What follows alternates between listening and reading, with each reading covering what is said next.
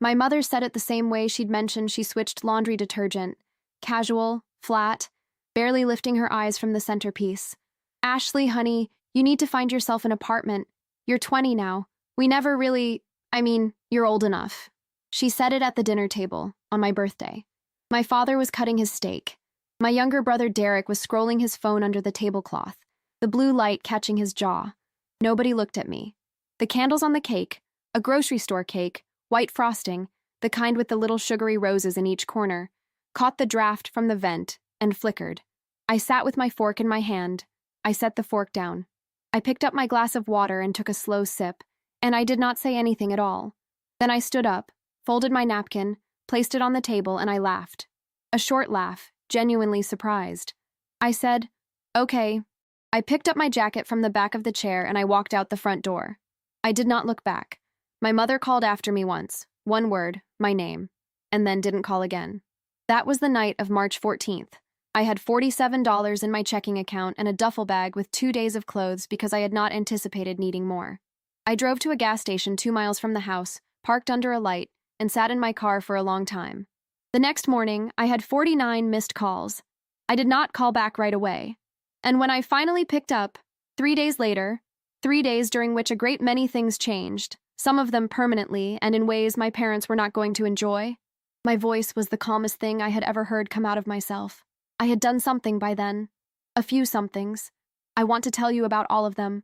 But first, if you have ever sat at a table where you were the person nobody looked at, you already understand exactly what I felt in that moment with the white grocery store cake and the candles flickering. If you have ever been the child in the family who was somehow always the one expected to already be fine, already be independent, already be okay with getting less, this story is for you. Hit subscribe before we go any further, because what I did in those 3 days between the birthday dinner and answering the calls is something I want to walk you through step by step. Trust me, you'll want to hear this before I describe what my mother's face looked like when she realized what had happened to her bank account. Like this video the moment you understand why I laughed instead of cried. And tell me in the comments, have you ever been told by the people who were supposed to love you most that you were simply old enough to be let go? I want to read every single one. My name is Ashley. I grew up in Millhaven, Ohio, a town so flat you could watch your sadness leave from a distance. It is the kind of town where people know each other's business before the business is finished, where the Catholic church parking lot fills up on Sunday, and the gossip starts before the recessional hymn ends. The Voss house sat on the corner of Aldine Road and 9th, a green-shuttered colonial my parents had bought when my mother was pregnant with Derek, 3 years after I arrived, and after what my father always called the adjustment period. I understood later that the adjustment period meant me, my arrival, specifically, and whatever rearrangement it required that they had not quite completed before I showed up. My mother, Carol, was the kind of beautiful that had calcified into severity.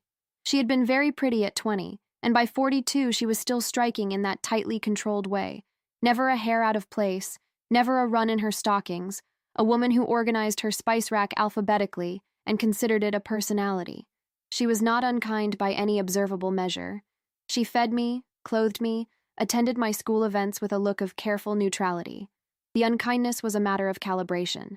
It was in the difference between what she provided and what she provided without thinking. She thought about providing things for me. For Derek, she didn't have to think. The things simply appeared. My father, Ron, was a man whose primary skill was absence without leaving the room. He had a talent for being physically present and functionally somewhere else entirely. He would sit at the dinner table and listen to a conversation the way a piece of furniture listens, receiving the sounds without processing them. He was not cruel. He was simply not particularly interested, and I had spent 20 years interpreting this as a fact of nature rather than a choice. Derek was 20, same as me, Irish twins, my mother always said, though she said it the way you say a joke that stopped being funny 4 years ago. He had my mother's eyes and my father's ability to be absent even while present. Derek was not a bad person. He was a person who had grown up inside a system that worked very well for him and had therefore never examined the system. He had a car at 16. He had his laptop replaced when he dropped it. He had $400 slipped into his hand at Christmas for spending money, while I received a Macy's gift card for $50. Derek received these things the way plants receive sunlight, automatically, without awareness that something was being directed specifically toward him and away from something else. The Voss house had a dining room table that my mother kept polished to a mirror shine. That table was where the family's real architecture was displayed, if you knew how to look. Dinners were not neutral events. They were, as I had known since I was approximately 11 years old, a kind of theater in which each person had a role and the staging never changed. My mother directed, my father occupied, Derek performed, and I watched. I had always been the watcher. I had not understood until the night of my birthday that the watchers are the ones who eventually see everything. Now, what happened in those 3 days? I need to go back a little further first, because the night of the birthday dinner was not a beginning. It was an ending, or rather a specific point in a line that had been drawing itself for 20 years, the way a slow crack crosses a ceiling, spreading millimeter by millimeter until the morning you notice it goes all the way across the room. My mother ran the family on what she called house rules. These were stated with authority and applied consistently, or appeared to be. I was about 9 years old when I first noticed that consistency required reading the fine print. The rule was, no friends staying overnight on school nights. This was announced to me in 2nd grade when I asked if my friend Priya could sleep over on a Wednesday, and my mother said no. House rules. End of discussion. I accepted this. 3 weeks later, Derek's friend Marcus was at our house on a Tuesday, and I saw his sleeping bag in the corner of Derek's room in the morning. I mentioned this to my mother. She said Marcus was a special case because his parents were going through something. A special case. That was the phrase. I filed it. By the time I was 12, I had a catalog. The rule about spending. Each kid got a $20 monthly allowance. Neutral, fair, consistent. Except that Derek's $20 arrived reliably on the first of each month in his palm, and mine arrived approximately sometimes when I remembered to ask, which required a particular emotional calibration. Ask too eagerly and seem greedy. Ask too tentatively and be forgotten. I learned to ask on the 2nd of the month, casually, while doing something else. I was 12 and I had already engineered a strategy for receiving money I was technically owed. The rule about grades. B+ or better earned a $10 bonus at the end of the semester. I brought home all A's in 5th grade and a single B+ in physical education. My mother pointed at the B+ with a slight frown and said the rule was B+ or better across the board, wasn't it? I said I thought PE counted differently. She said rules are rules. I did not receive the $10. Derek brought home 3 B- and a C that same semester and received $20 with a cheerful note about trying harder next time. I was standing in the doorway when she handed it to him. She didn't see me there. I did not move. I simply registered, the way I had learned to do, and added it to the catalog. These were not isolated moments. They were a system. And the most insidious thing about the system was how unremarkable it looked from the outside. Nobody visiting the Voss house for dinner would have noticed anything wrong. My mother was pleasant, even warm. The food was good. The conversation was polite. The injustice was entirely structural. It lived in the small arithmetic of what each child was allocated, and the allocation never totaled the same on both sides. By 15, I understood the math. By 17, I stopped mentioning the discrepancies. There was a specific moment when I stopped. A birthday. Derek turned 17, and my parents threw him a party in the backyard. 62 people, a DJ, a custom cake from Patrice's on 5th Street that cost, as I learned from the receipt that was left on the kitchen counter, $340. My birthday that year was a Friday in March. My mother made a sheet cake from a box mix. 4 people came. My parents, Derek, and my Aunt Linda. We ate the cake at the dining room table. My mother had written my name in blue icing, slightly crooked, the A in Ashley melting a little on the right side. She smiled when she brought it out. She seemed genuinely pleased. And that was what broke something in me. Not the inequality, which I had catalogued for years, but the sincerity. She did not know. She genuinely could not see it. The sheet cake and the DJ were the same to her, calibrated to the same amount of love. She was not performing indifference. She was not being deliberately cruel. She was operating inside a perception that had 2 settings, Derek and approximately everyone else. I thought about saying something. I sat at that table with the crooked icing on my name and I thought, say it.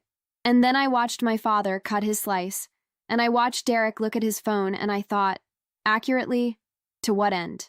So I picked up my fork and I ate my cake and I said thank you. I said thank you at a great many dinners between the ages of 15 and 20.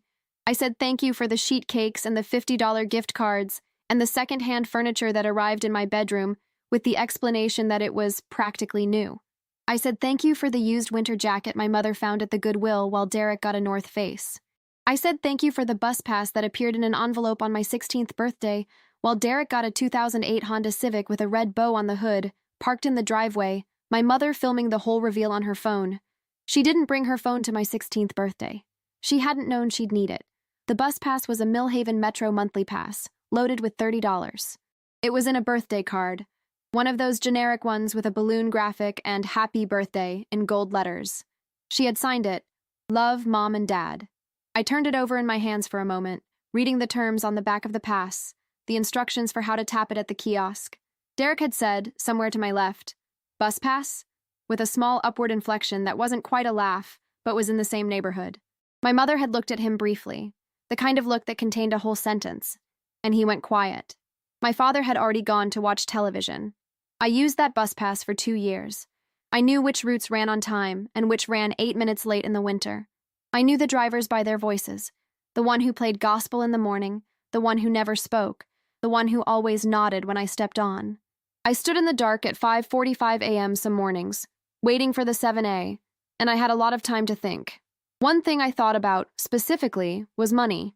Not abstractly, concretely. What I was spending, what I was not spending, because I had learned to make things stretch. I worked at a hardware store called Bellamy's on State Street starting at 16, 20 hours a week, minimum wage plus 50 cents. I saved nearly all of it. My mother occasionally mentioned, with a kind of offhand approval, that I had always been low maintenance. This phrase appeared in the family's vocabulary with some frequency in reference to me. Low maintenance, self-sufficient, independent, the easy one. I had spent years taking this as a compliment because I had needed it to be a compliment. It was not a compliment. It was an explanation they had constructed for why the allocation was different, and had told themselves so many times it had become fact. I was 18 when the financial dimension shifted from unequal to openly absurd. It started the way these things always start, with a reasonable-sounding request. My mother called me in October of that year, 2 months into my freshman year at Millhaven Community College, where I was paying my own tuition with Bellamy's wages and a small state grant I had applied for independently. She said that things were a little tight right now, that my father's hours had been cut, and would I be able to contribute $200 a month toward household expenses while I was still at home on weekends. I said yes. I set up an automatic transfer. The first went through November 1st. By February, it was $300. By the following fall, it was $450. Plus, I was buying groceries twice a month without being asked. My mother mentioned at some point, with what seemed like genuine gratitude, that I was such a help. My father said nothing. Derek was by this point working part-time at a sporting goods store and contributing nothing to the household. I know this because I am the one who did the taxes for my parents that year. My mother asked me because I was good with numbers, and I could see exactly what came in and what went out and whose name was attached to each number. Derek's name was attached to the DSL bill, for which he was reimbursed by my parents monthly. My name was attached to $450 going out and grocery receipts for which I was not reimbursed, because the contribution was family helping family, which apparently applied differently depending on which family member you were. The favored child got his internet bill covered. The low-maintenance one got to cover the electricity for the house she slept in 2 nights a week. I kept doing the taxes. I kept setting up the transfers. I wrote down every number in a notebook I kept in my glove box. Yes, I had a car by then.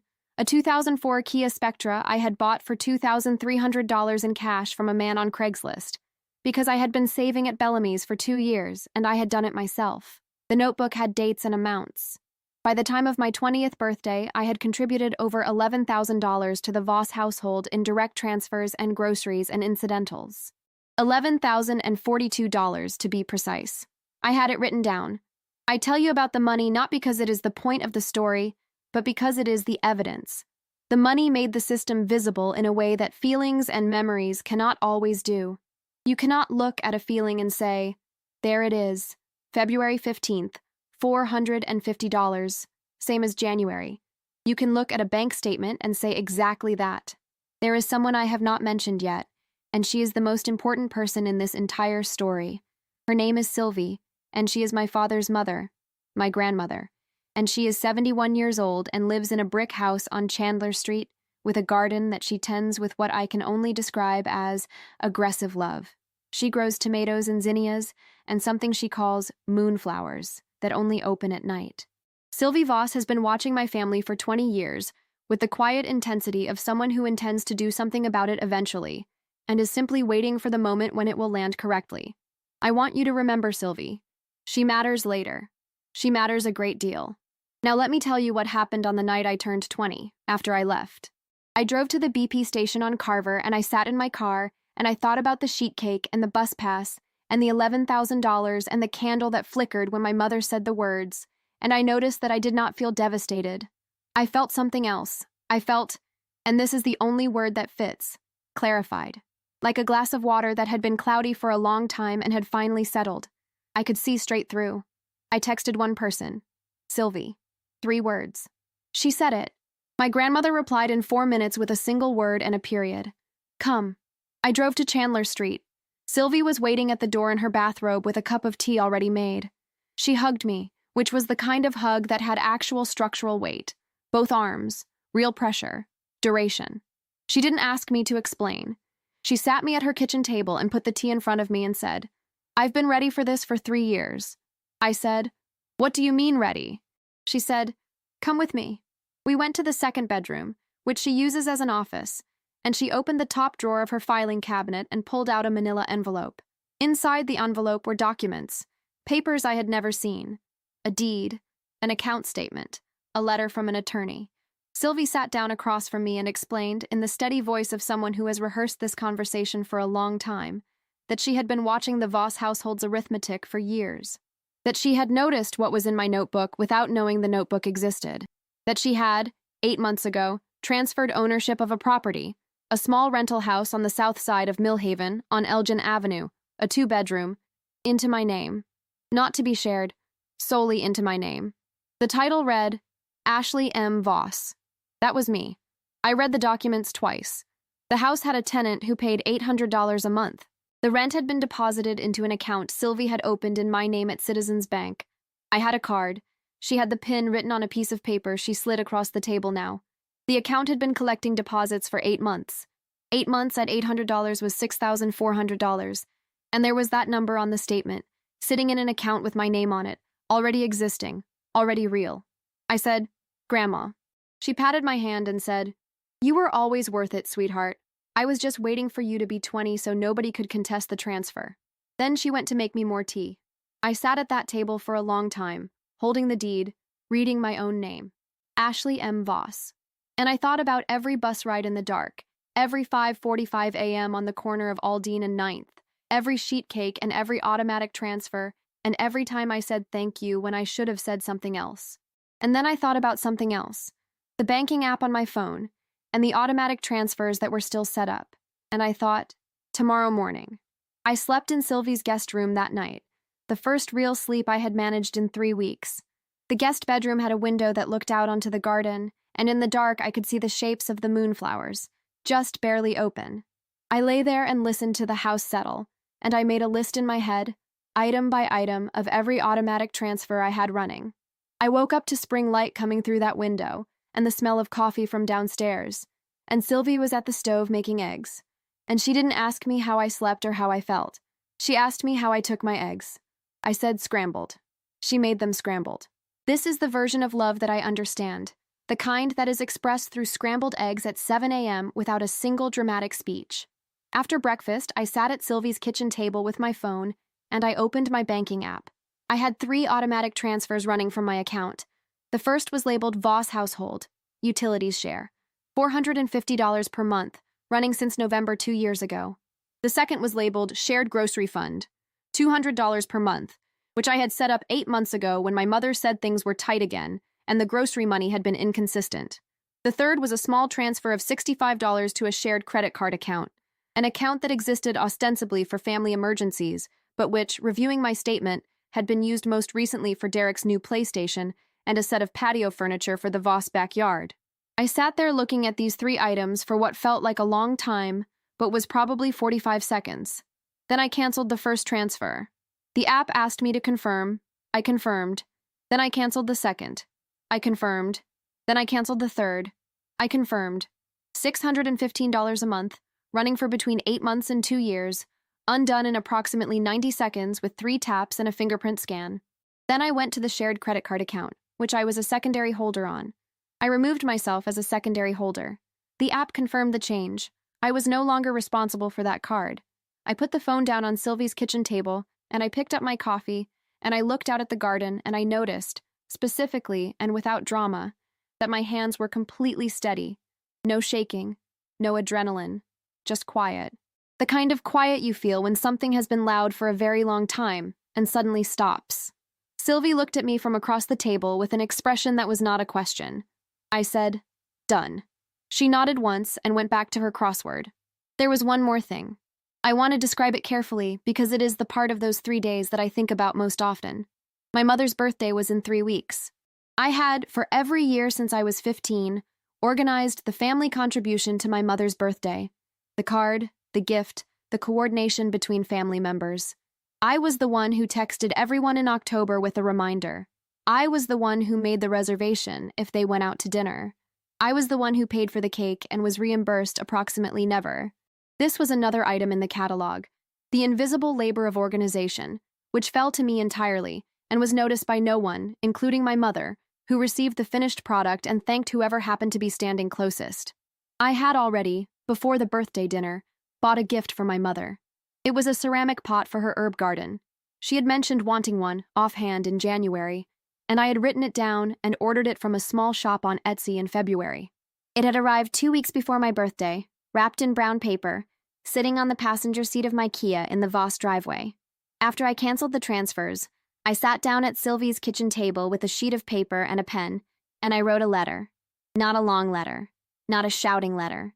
I want to describe exactly what I wrote because every sentence was chosen carefully, the way you choose where to put weight when you are walking across uncertain ground. I wrote, "Mom, I spent 4 years making excuses for the math. I'm done making them. I've removed myself from the household transfers and the card. I want you to know that I did this calmly, on a good night's sleep, without anger. I kept the receipt from the ceramic pot. Item number R1184 from Terracotta Collective, $42 and free shipping. So you can order it yourself when you're ready. I hope you'll do something with the herb garden. I hope a lot of things, actually. I just stopped being willing to hope quietly while contributing loudly. You know how to reach me when you're ready to talk about what actually happened. Love, Ashley." I folded the letter. I put it in a plain white envelope.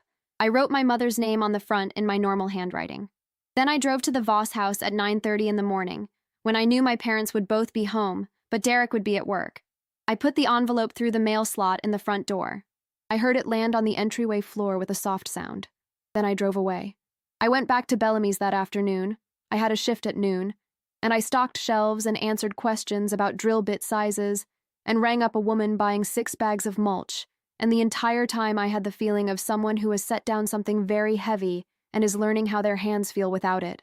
At 4:17 in the afternoon, my phone rang. It was my mother. I was in the break room. I let it ring twice more, pouring myself a coffee from the machine, and then I answered. She started mid-sentence. She had clearly been speaking to herself or to my father before she hit call. Completely irresponsible, and I cannot believe that you would just walk out on your family and now I open this letter and find out you've canceled the transfers without a single conversation. I said, "Hi, Mom." She stopped. A beat. Then, "Don't hi, Mom me, Ashley. Do you understand what you've done? The utilities account is short now. The grocery fund." "I know," I said. "I canceled them." "You cannot just cancel them without talking to us first. That money was—" "It was my money," I said. "I set up the transfers voluntarily. I canceled them voluntarily. That's how voluntary works. This is not— We are a family, Ashley. Families help each other." I waited. 1 second, 2. Then I said, "Does Derek also help?" The silence was very specific. It had a shape to it, the shape of something she had not prepared for, because she had not believed I would say it directly. She said, "Derek's situation is different." I said, "It's always different for Derek. That's the point." Another silence. Then her voice shifted into a register I recognized. Harder, less pleading, more administrative. "You've left us short on the utilities this month. What do you expect us to do?" I said, "I expect you to pay your own utilities, Mom. The same way I've been paying mine. You live here. I lived there 2 nights a week. I was paying $450 a month for 2 nights a week in a house where I was told on my birthday that I wasn't wanted." I said it evenly. Not raised, not cold. just a sentence of facts in the order they happened. That is not a good arrangement, she said. I didn't say you weren't wanted. I said you're old enough to leave on my birthday while everyone was still at the table. The one sentence per point. I had decided on this before the call. One sentence per point, no elaboration, no argument. I'm not calling to negotiate, Mom. I'm calling because you called me. I'm happy to talk when you're ready to talk about what actually happened. What actually happened is that you've left your family. I'll talk to you when you're ready, I said. Take care of yourself. And I hung up. I sat in the break room with my coffee for about 3 minutes. The fluorescent light above the sink was slightly loose and flickered when the HVAC kicked on. I watched it flicker. Then I finished my coffee, stood up, and went back to work. That was the first call. There were 48 others. They came over the next 36 hours in the pattern I should have anticipated, because the pattern was extremely familiar, a coordinated deployment of family sentiment. My Aunt Linda called first, my mother's sister, a woman I had always liked well enough, who began with a tone of studied neutrality and then said, I just feel like Ashley, whatever happened, family is family. I said, That's true, Aunt Linda. I agree completely. This confused her. She said, So you'll reconsider the transfers? I said, No. She said, Ashley. I said, I love you, Aunt Linda. Call me when you want to actually talk. I hung up. Then came my father. My father's call was different from all the others, not because it was more meaningful, but because it was shorter. He said my name. I said hello. He said, Your mother is very upset. I said, I know. He said, This could have been handled differently. I said, Yes, it could have. He didn't say anything for a moment. Then he said, What do you want us to do? And there was something in the question, something genuinely lost. A man who had been in a room his whole life and suddenly noticed the furniture. That almost broke my resolve. Almost. I said, I want you to think about what happened at that dinner table, Dad. That's all. I want you to actually think about it. He said, Okay. He sounded like he meant it, which was new and strange and I didn't know what to do with. I said goodbye and I hung up. My cousin Bethany called to say I was being dramatic. My Uncle Frank left a voicemail about how this kind of thing tears families apart. Someone named Cheryl, who I believe is a friend of my mother's from her book club, called my number, I don't know how she got it, and said in a very earnest voice that it sounds like there's been a misunderstanding. There had not been a misunderstanding. Everything had been understood with perfect clarity. I did not pick up after the 7th call, except for the one that came on the 2nd day from a number I recognized as Derek's. I picked up Derek's call. He said, Hey. I said, Hey. He was quiet for a moment. Then he said, Did she really say that? At the table? I said, Yes. He said, I was on my phone. I didn't really... He stopped. I'm sorry. I should have said something. This was more than I expected. I said, Yeah, you should have. Not angry, just true. He said, I didn't know about the transfers, like, all of it. I understood that he meant, I didn't know the math. I said, I know you didn't. And then, because it was also true, I said, I don't blame you for it, Derek. You didn't build the system. You just lived in it. He was quiet. I could hear him breathing. Then he said, Is Grandma's? And I said yes. And he said, Okay. And I could tell from his voice that he was doing the thing men do when they are trying not to cry in a context where they have decided crying is not allowed. I said, Talk to Dad. He might be more ready to listen than you think. Derek said, Okay. We hung up. The day after the calls, an envelope arrived at Sylvie's house, addressed to me.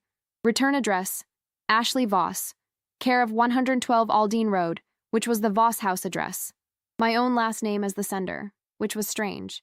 Inside was an invoice, formally typeset, from a company called Millhaven Event Logistics, which I knew was the company my mother had used to coordinate Derek's 17th birthday party, and which she apparently still had on file. The invoice was itemized: venue coordination, decor rental, catering deposit partial. At the top of the billing section, in the contact name field, someone had typed, Boss, Ashley M. My name. My name in the billing field for a party I had not attended, organized, or authorized. The total was $412, due in 14 days. I held the invoice and I waited for it to make sense. I waited a full minute, reading the line items, looking for my signature or any documentation that connected me to this account. There was none. I turned it over. Blank. I set it down on Sylvie's kitchen table and I called the number on the letterhead. A woman answered. She sounded tired in the way of someone who spends most of her day on the phone with other people's problems. I told her my name and explained that an invoice had arrived addressed to me for an event I had not authorized, and that my name had been placed in the billing field without my consent. I asked her to confirm who had opened the account. She put me on hold for 4 minutes. When she came back, she confirmed that the account had been opened by a Mrs. Carol Voss, that the billing contact had been updated 2 days ago to Ashley M. Voss, and that the balance was indeed $412. I said very politely that I would not be paying the invoice as I had not authorized the account or the event. I asked that my name be removed from the billing contact field and that the account be returned to the original holder. She said she would process that and that the account holder would receive an updated invoice. I thanked her and I hung up. I sat with the feeling for a moment. Not anger, something quieter and more specific. The feeling of recognizing a pattern in a new form. The invoice was not really about $412. It was about authorship. My mother was trying to rewrite the story so that I was responsible for a cost I had not created. This was, I realized, exactly what the transfers had been. Exactly what the grocery fund had been. Exactly what 20 years of You're the Easy One had been. Someone else's costs, reassigned to me through a combination of framing and my own willingness to accept the frame. I was done accepting the frame. There was a moment, 2 days after the invoice, that I had not anticipated. I was at Sylvie's house. I had been staying in the guest room, which had become understood without discussion as my room for the time being, and there was a knock at Sylvie's door at 11 in the morning on a Thursday. Sylvie went to the window before answering and looked out, and then she turned to me with an expression that was not alarm but was adjacent to it. She said quietly, "It's your mother, your father, and Derek." She paused. "And Linda." I sat with this for a moment. I had known this was coming, not the specific day, but the visit, the convergence. It was part of the same pattern as the calls. When the calls don't work, you show up. When you show up, you bring reinforcements. I said to Sylvie, "Will you check on something for me in the garden?" For a few minutes. She understood. She went out the back door with her pruning shears, and I went to the front door and opened it. My mother looked different in the morning light outside Sylvie's house than she did at the dinner table. Smaller somehow. Her hair was done, her lipstick applied. She had prepared for this visit the way she prepared for a confrontation with a contractor or a difficult neighbor. But there was something around her eyes that I had not seen before. Tiredness, maybe.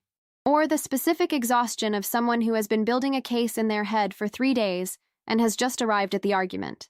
My father stood slightly behind her to the right, in the default arrangement.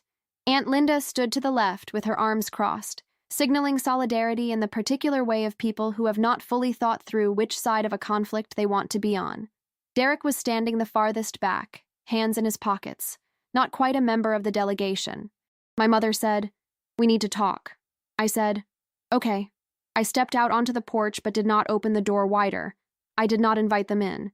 This was Sylvie's house, and Sylvie had not been consulted. My mother said, "What you've done to this family," and I said gently, "Mom, let's slow down. You can say whatever you need to say. I'm listening." She recalibrated. She was a woman who responded to interruption with a slight reset, like a game show contestant who has lost their place. She said, "You've left us short on the household expenses. You've canceled transfers without discussion. You've removed yourself from the credit account, and now there's a balance that needs to be—" "The credit card balance," I said, "is for items I didn't purchase. The PlayStation and the patio furniture show on my account history." I said this without accusation, just as information. "I'm not responsible for those." Linda said, "Ashley, this isn't about money." "It is partly about money," I said. "It's also about what was said at the table. Both of those things are true at the same time." My mother's voice shifted. "I said you were old enough to be independent. That is not the same as saying, you said you never really—" I paused, choosing the word carefully. "You started a sentence on my birthday that you didn't finish. We never really. I want you to finish it, Mom. I've been thinking about it for 3 days. I'd like to know what comes after we never really—" The porch was very quiet. A sparrow was doing something in the bird bath in Sylvie's front yard. My father looked at the sparrow. Aunt Linda looked at the porch railing. My mother looked at me. She said after a long pause, "I never meant for it to sound the way it sounded." I said, "I believe you." And it still happened. She said, You can't just... And then stopped. Tried again. The house has bills. Things we planned around your contributions. You can't just... I can, I said. Not because I don't love you. Because I was contributing to a household that told me on my birthday it wasn't mine. Those are not compatible things. My father said from behind her, in a voice I had never quite heard from him before. Quieter than usual. More present. What do you need from us, Ashley? It was such a simple question. It was the simplest thing anyone in my family had said to me in years, and it landed differently because of that. I looked at him. He was looking at me directly, which was not his habit. I said, I need you to see what's been happening, not as a complaint, as a fact. The transfers, the birthday, the allocation between me and Derek, I need you to see it clearly. That's where I'd start. He nodded. One nod, slow and deliberate. My mother made a small sound, not agreement, not denial, something in between. Derek from the back said very quietly, I didn't know it was that much money, Ree. He hadn't called me that since we were 12. Aunt Linda uncrossed her arms. My mother was looking at the door, at the grain of Sylvie's painted green front door, and I could see her deciding something. Then she said, in a voice that had lost the administrative register, Can we come in? I said, This is Grandma's house. You'd have to ask her. I turned and called toward the back. Sylvie appeared from the side of the house with her pruning shears, with exactly the timing of someone who had never left earshot. She looked at the group on the porch for a moment. Then she looked at me. I gave a small nod. She said, Come in then. I'll put water on. The kitchen table was not large enough for 6 people to sit comfortably, which meant some people stood. My father and Derek stood. Sylvie made tea. My mother sat across from me, and she looked for the first time in my memory, genuinely uncertain. Not defensively uncertain, the kind that becomes more rigid under pressure, but openly uncertain, the kind that is the first condition for something changing. Linda sat beside my mother and said nothing at all, which was the most useful thing she did all day. My mother said slowly, I didn't mean for any of it to come out that way. I said, I know. She said, I don't think I realized how much the money had become, how much you were... She stopped, started again. Derek always needed more from me. You never asked for things the way he did. I thought that meant you were okay.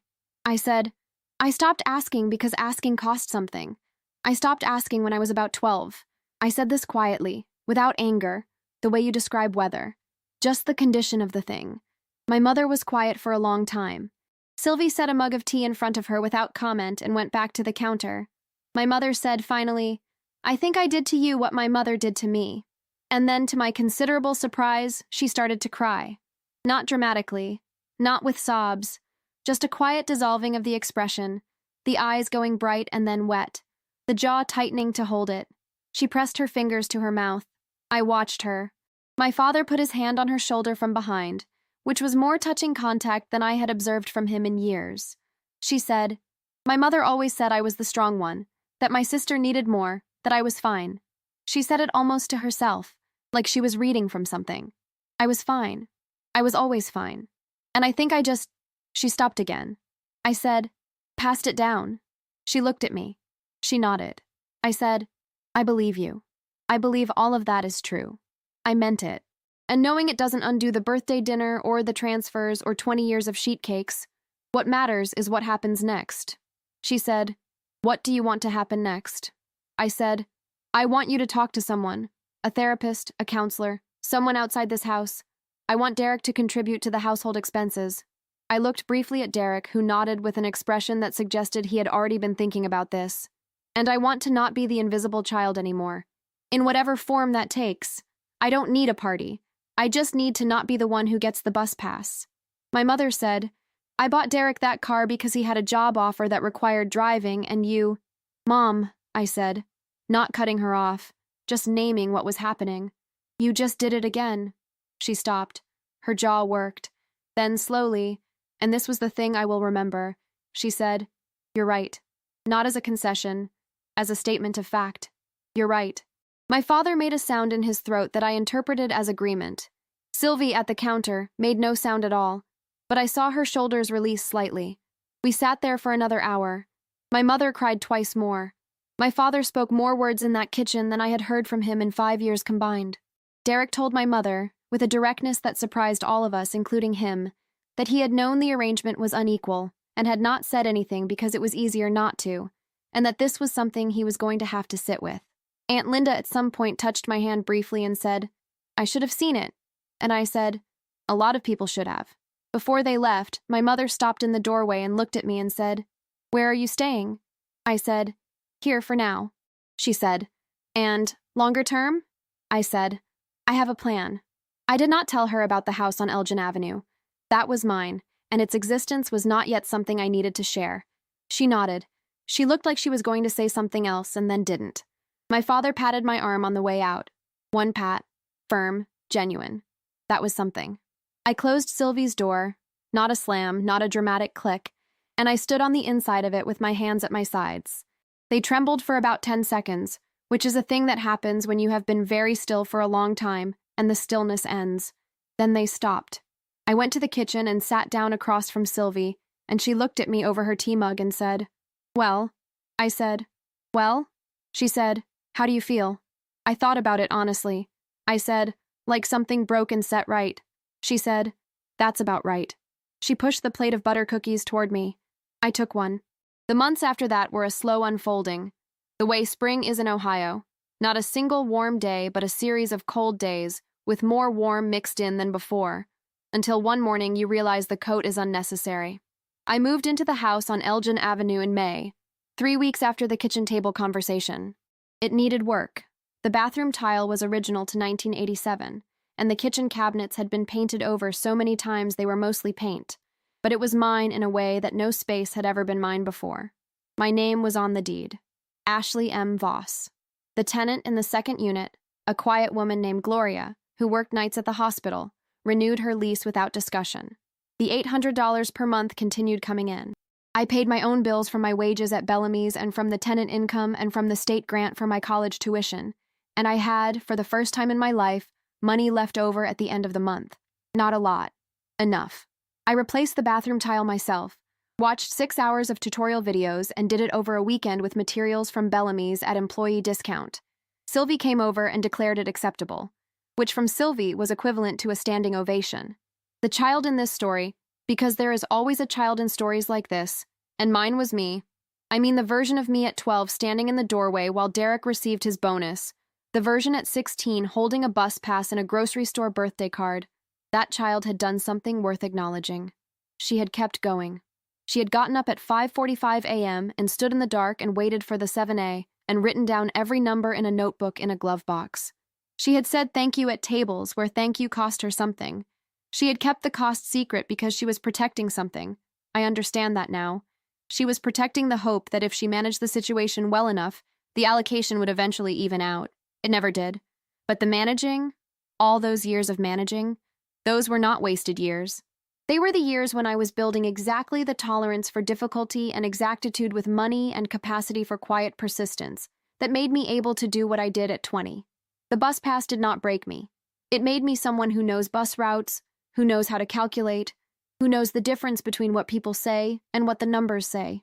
I kept the bus pass. It is in the top drawer of my desk at Elgin Avenue, inside the original birthday card, the one with the balloon graphic and happy birthday in gold. I kept it not out of bitterness, I want to be exact about this, but because it represents something. It represents who I was at 5:45 in the morning, waiting in the dark, already planning. I look at it occasionally, and I feel something I can only call respect for that version of myself. She did not know about the house on Elgin Avenue. She did not know about Sylvie's filing cabinet or the manila envelope or the account at Citizens Bank. She just kept going. That is the whole of her heroism, and it is not small. I want to say something to you, and I mean this completely. If you grew up being the one who got less, the one who was told you were easy or strong or low maintenance or fine, I want you to hear this clearly. You were not hard to love. You were easy to overlook. And those are not the same thing. Not even close. There is a version of the story where a child who gets the bus pass decides that this is the correct assessment of their worth, that the allocation reflects something true about what they deserve. I believed this version for years. I carried it inside the thank yous at dinner and the careful way I asked for money on the 2nd of the month. And I want to say to the version of you who is still carrying it, the allocation was never about your worth. The allocation was about the person allocating. You were not evaluated correctly. The report was flawed. The error was not in you. You know the version of getting less that I am describing. The smaller bedroom while your siblings was repainted. The grocery store cake while they got the Patrice's custom frosting.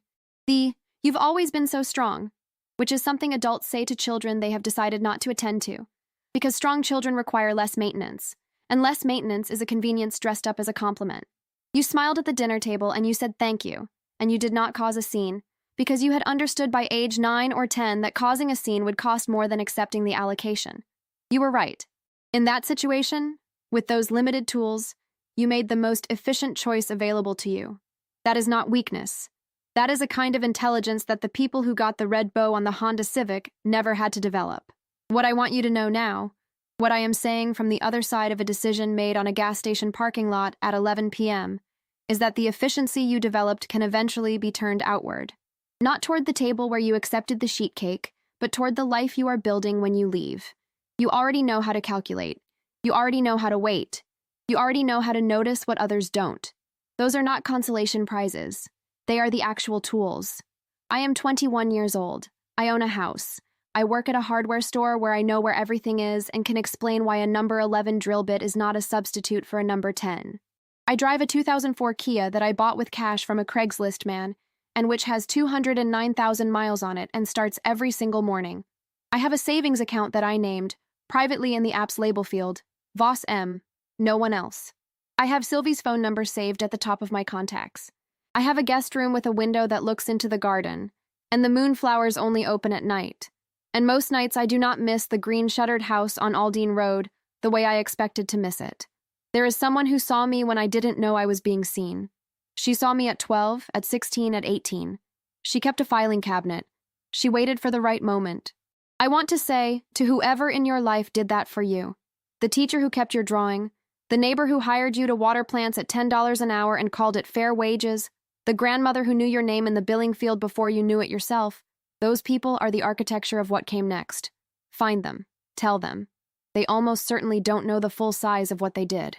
My mother called me on a Sunday 2 months after the kitchen table conversation. She had seen a therapist 3 times by then, a woman named Dr. Parr at a practice in Millhaven Center. She said Dr. Parr had given her some homework. The homework was to call me and say one thing clearly. She said, and I could tell she had thought about this specific phrasing, had worked on it, "I treated you like you needed less. You didn't need less. I just gave you less." I said, "I know." She said, "I'm sorry." I said, "I believe you." We were quiet for a moment. Then she asked about the house, and I told her about the tile I had replaced, and she said it sounded like good work. She was right. It was good work. The relationship is not a healed thing. It is a different thing, the way a bone is different after it breaks and sets. Stronger at the fracture, aching when it rains. My mother does not treat me the way she treated me before, and she does not treat me the way she treats Derek, and I am not sure she will ever treat us exactly the same. But she looks at me now when she speaks. She finishes her sentences. She called me on my 21st birthday, and she told me the number of the candles on the cake before she asked if I was coming for dinner. And when I said I was bringing something, she said, "What should I tell Gloria at Patrice's?" and ordered the custom cake. I have a rule for conversations now. It is very simple. When a conversation begins to move in the direction of justifying the old arrangement, but Derek needed, but you were always so, but the circumstances were, I say, without raising my voice, "Mom, I'm going to have to let you go." And I let her go. She tested this rule 6 weeks ago, mid-sentence about something relating to Derek's rent situation, and I said the sentence and I hung up. She called back 4 minutes and 12 seconds later. That conversation was better. It was shorter and more honest, and she said one true thing she had not said before. That is what the rule is for. It is not a perfect family. It is a different one. And different, I have decided, is enough. There is a moment I think about from a few weeks after I moved into Elgin Avenue, when I was still learning the sounds the house makes. I was sitting in my car in the parking lot of the community college after my evening class, Accounting 2, which I am not surprised to tell you I am good at, with my keys in my lap. The lot was mostly empty. The light was that particular late October orange that only exists for about 20 minutes before it turns blue. I was holding my keys, the one with the round Citizens Bank keychain that Sylvie gave me with the account card, and there was a piece of paper tied to it with twine. Sylvie had put it there the night she gave me the keychain, tied on with a small knot, the kind you make when you want something to stay. On the paper, in her handwriting. The same handwriting she uses for labels in her garden, small and precise. She had written 5 words. You were always worth it. I held it in the October light, and I thought about the 7A at 5:45 in the morning, and the notebook in the glove box, and the sheet cake with the melting A, and the $47 in my checking account on the night I walked out of the green-shuttered house on Aldine Road. And I thought about the version of me who stood in that entryway doorway at 12 years old, watching the bonus transfer hands that should have been mine too. The version who learned to ask on the 2nd of the month in a casual tone. The version who said thank you at every table that asked something from her while pretending it was a gift. What I would say to her, to that 12-year-old standing in the doorway, deciding to add another item to the catalog, is this: keep writing it down. Every number, every name, every "you've always been so." Keep the notebook, because one day you are going to need to know exactly what happened, and you are going to be the only one who does, and the precision of your records is going to matter more than anyone in that house can currently imagine. And also, there is a filing cabinet on Chandler Street. Someone is already keeping your receipts. Before I go, and I mean this genuinely, not as a format or a formula, I want to hear from you. 2 questions, and I want you to actually answer them, because I will read the comments, every single one, and I know that whatever you're about to write has been sitting somewhere in you for a while. First question, what did the "you're the strong one" cost you? What specifically got assigned to you because you were the one they had decided could carry it? Second question, if you had done what I did, canceled the transfers, left the table, sent the letter, what do you think would have happened? What are you afraid would happen? I want to know. If this story landed somewhere real in you, if you recognized that table, that phrase, that particular silence of everyone studying their water glasses, give it a like right now. That like is not a like for a video. It's how you say, this was real, and it was wrong, and I saw it. And if you want to hear what happened at the first Christmas after all of this, the first Christmas at the Voss house with my name on the custom cake from Patrice's and Sylvie at the table, and the conversation my father finally had with me in the garage over his tools.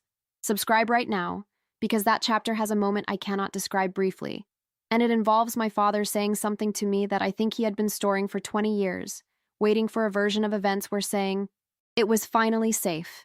I started this story at a dinner table with a flickering candle and a white grocery store cake, and my mother saying 6 words that were the end of something. I am ending it in an October parking lot, holding 5 words written in small, precise handwriting on a piece of paper tied with twine. The distance between those 2 moments is the story. The distance is also the answer to every question I didn't ask at that table. You were always worth it.